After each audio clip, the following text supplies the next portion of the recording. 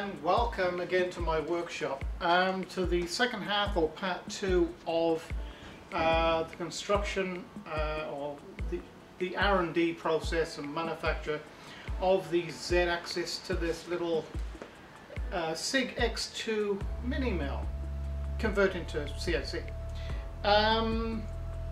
I've got a bit of a storm brewing outside, so I probably will, the chit chat from me will be kept down a little bit. There'll be a fair amount of fast forwarding, I think, or high speed photography, because I want to try and get an awful lot of information into this, or as much as I can. I think by now you've cottoned on to what I'm doing, and I don't want you to be too bored with repetitive stuff that you can see on previous videos.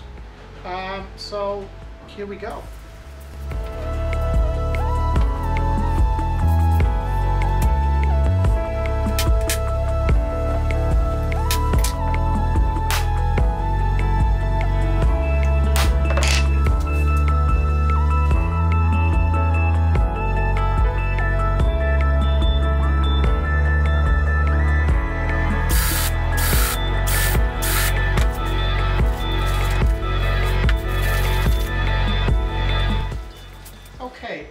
I'm going to do some work now on the ball and nut.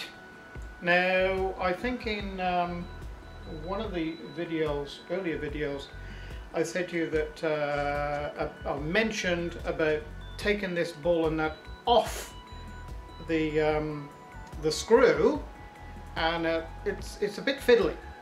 But if you have the right equipment, it's relatively easy to do. And that piece of equipment, I just machined out of a solid bar of plastic, in my case Polystone 7000. Nearly Teflon, but you don't have to use that. It just needs to be something with a little bit of give. Metal isn't any good. And I do know that if you order a new ball nut, it comes with a cardboard tube. However, if you want something that you can use consistently, you need to, so what you need to do to get the correct size, and in this case, incidentally, this is the ball and nut, ball nut and screw from my CNC Router machine, the X-axis, which played up nearly 2 years ago now. It's a bit lumpy, and they actually sent me through another one. So what you do, you measure your ball screw, in this case they're 16mm, and then you measure in the bottom of the threaded part, and it's pretty well 14mm. And so this outside diameter needs to be 14mm, and in my case with this 12mm on the inside, so it slips on like so. So what happens is, it's a little bit more difficult, but we should put that on there like that. I shall rest that there like that. I'll zoom you in so you can see. So what you do, you place this on here, and you want somewhere for the ball bearings to run on and not drop out. So it's this sort of action. You sort of firmly hold it in the middle there like that. And you wind this off.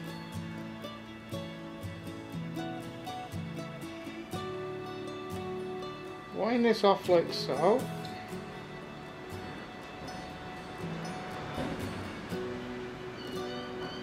We'll keep going all the way.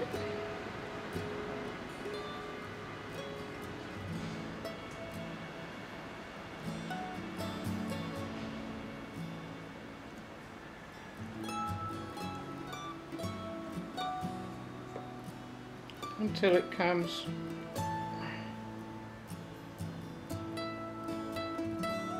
completely off, like so.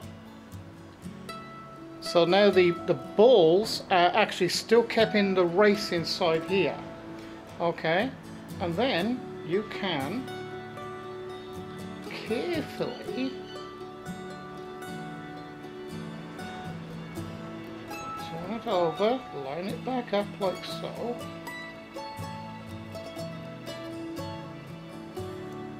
And then wind it back on.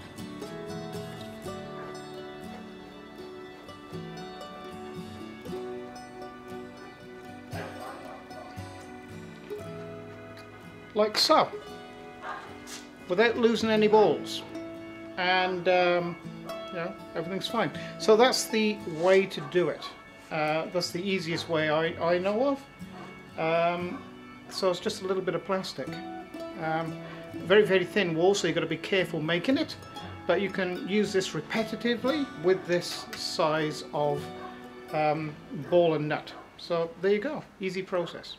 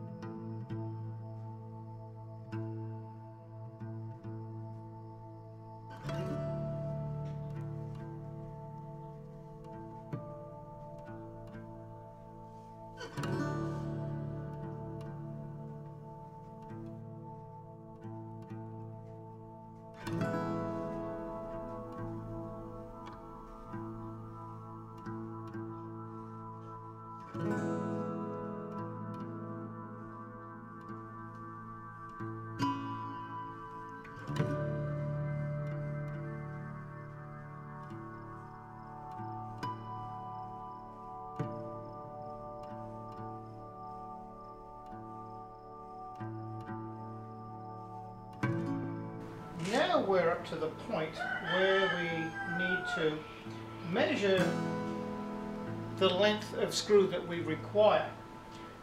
So I've still got the spring return mechanism connected on the other side, and that's as far as it'll allow it to go down. I will at a later date either lengthen the slide or even put a gas strut on it or something like that, but I want the ability for this head to come down another 50mm, because at the moment the clearance between the bed and the underside of this drive shaft in here is 100mm, 4 inches.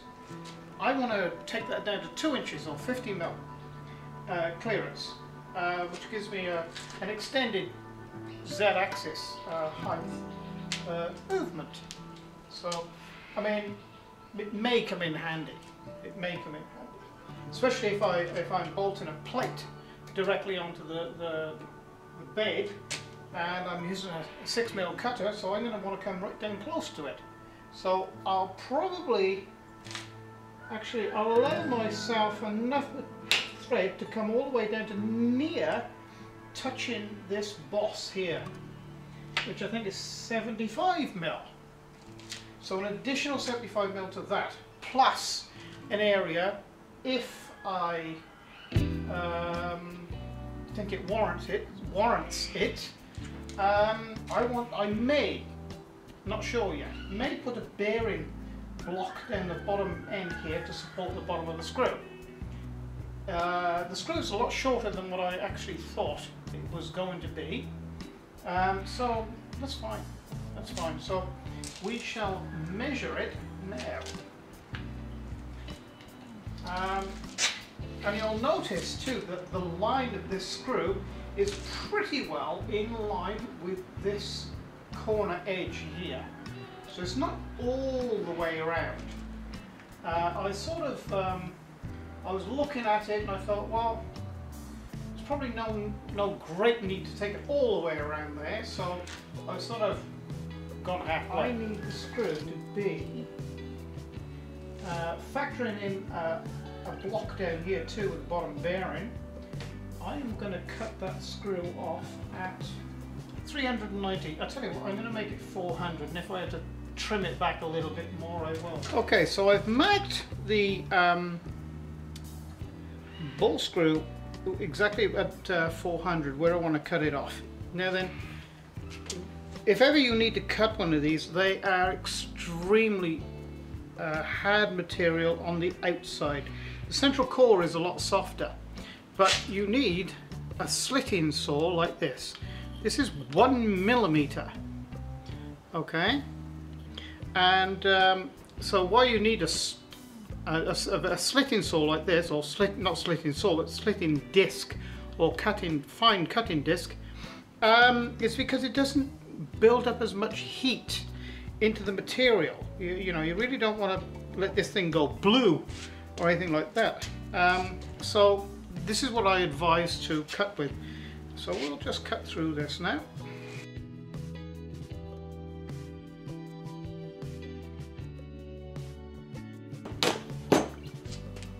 I'll just bring it around here so you can see the end of that.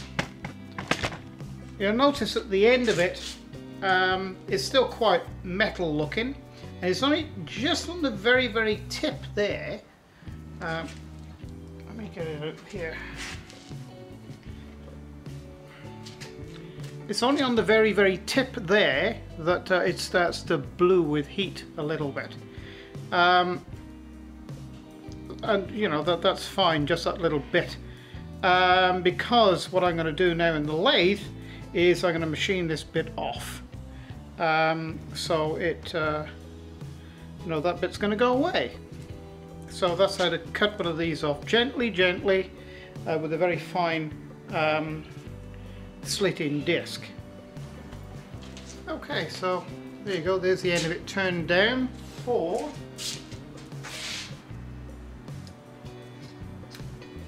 that bearing to go on, if we decide it's necessary to use. I've got the ball screw bolted on here. I've got these drilled out. Whoop. I've got these drilled out.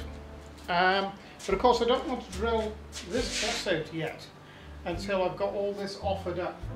So I suppose it's crunch time now to see if everything lines up. It should do. There shouldn't be any reason why it shouldn't line up and be perfect. I'll get myself organised here. Put this up through here. That fits into that bore there very nicely. Then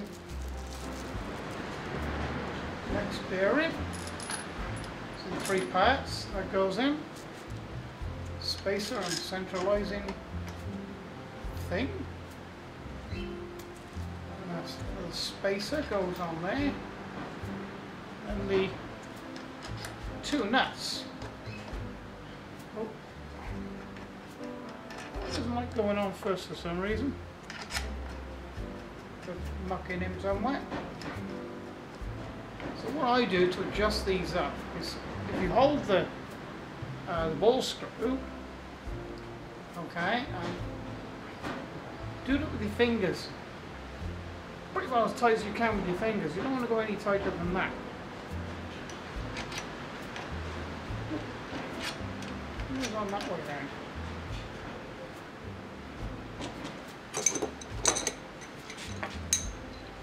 Then all you do is lock these 2 nuts up against each other. So you hold the bottom one and pull the top one into it. Make it up nice and firm like that. Make sure it's not binding.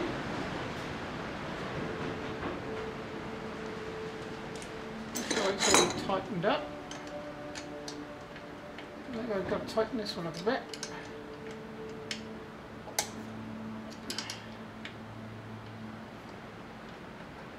Get in there. So I've actually offset this slightly so you can get in there and tighten it up even with the ball screw in there. That's nice and tight.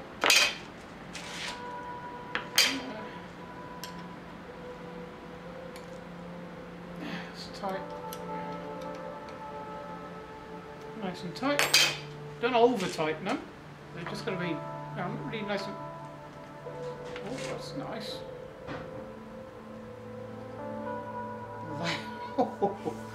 That is a nice... I'm going to swing this round and get some light on it and let you have a look at this. Okay. Look at the alignment here. That's not actually attached to there yet. That is perfect. There's actually there's next to zero gap. I am so pleased with that. So I'm just marking these now, really. I want to take it off from there and actually do it on the drill press. Okay then, so this is the Z-axis going together. I've just finished this. I just drilled and tapped all these all the way through. So now we'll put it together. So yeah, this is our big bolt that goes through from the other side.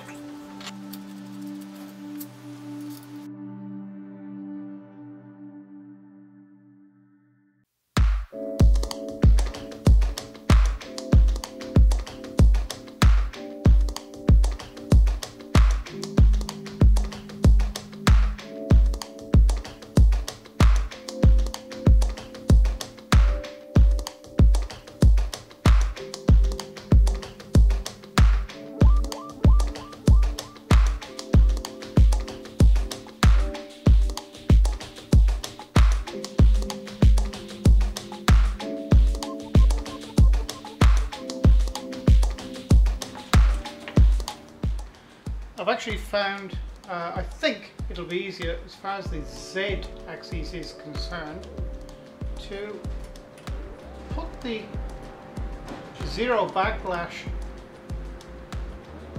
coupling on first and then pop the housing on, I think. Well, that fits okay.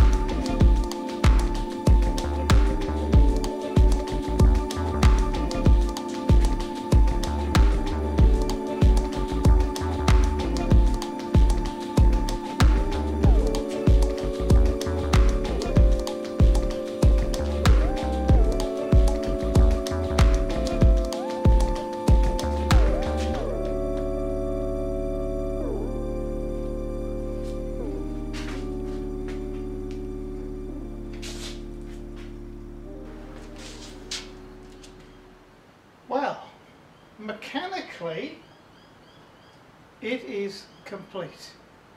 I would like to do some engraving on some of the parts, but as you know, I'm a little bit stuck for time, and I'd probably like to take off some of these corners here, although they look pretty good, all nice and square. But there it is. Good heavy duty and accurate little conversion for Seig X2. So I've got some finishing on it yet to do. Obviously I've got the electronic pack to finish up and hook up to the machine and start it up and tune it all in. I hope to do that on my next video. So please, if you've liked this one and liked this series too so far, please press like and please subscribe to my channel. Little red box down there as always. You press that, that'll take you to my YouTube where you channel. will Find a lot of videos now on CNC Router work, ATCAM program, Mark III, wood turning, bit of metal work, and of course modification to CNC on the Seigs. I'll give you more information as I have it of the availability of the drive belt conversion, and also the availability of the conversion kit for this X2 to CNC. I plan on offering several different levels then of kits. You know, the basic, basic kit for the belt modification, and the basic kit for CNC conversion, which would just be the ball screws and the bracketry and the motor mounts, and then probably then including the motors and an electronic pack. And I do plan on having a full electronic pack built, so all you do is plug it in, because a lot of people don't like playing with electronics and electrics. Fair enough.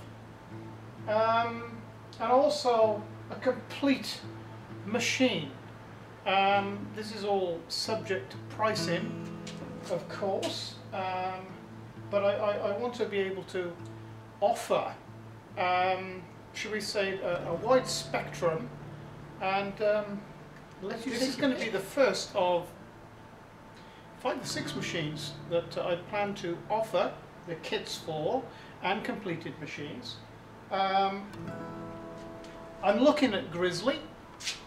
Basically Grizzly is Sieg, but they use a couple of other companies too, but at the moment, for my money, you know, you go with the best, the company that's been there the longest, that, you know, sort of has staying power. So that would probably be Sieg. So I think the next machine that I will convert will be the X2.7. I don't see much point in me making a conversion kit for the high torque X2. There's a lot of these machines out there, and you know, I want to cater for those. And also, I think probably people would want a slightly larger machine, but still a size where they can put onto a bench without having it separately mounted. In other words, under the 200 pound mark. I mean, this particular unit is, I think, somewhere in the region of about 130 pounds in weight. It may even be 150 odd now, especially with this on. So I'm trying to keep the weight down as well to make it a true bench mill. And then I think then we may probably skip the X3 and go straight into the X4 to give you 3 sizes, 3 separate sizes. Now the X4 has the same work envelope, and it'll do everything mechanically that a Tormach 1100 will, or a Novacom. So I think for us the X4 will be the top model that we go for now. So anyway, that's all for this week, and probably for a few weeks, if I can do another video, if I can get the electronic pack finished and a video done and up in time, well, I will. But other than that, if you don't see me around for a few weeks, I should be back sometime about mid-October, I think. I should be probably a week or so before that, and I'll be able to get everything up and running again. And well, I'll see you guys then. So bye for now.